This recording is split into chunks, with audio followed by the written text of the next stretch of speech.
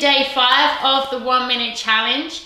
Well done to everyone that's taking part. I'm loving all your videos that you're sending me.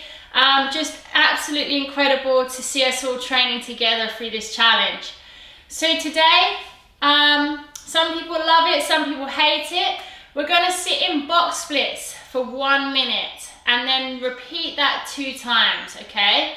Now, if you're not in full box splits, all I recommend is that you go down to where you can hold it quite comfortably, because we will be doing this for 1 minute, okay? So pace yourself, you know the distance, you know the time that we're doing and aiming for, and you can go down slowly into it, you can come up out of it, okay? But we want to get that resistance within our legs for 1 minute. So stay at a discomfort but not painful place, okay?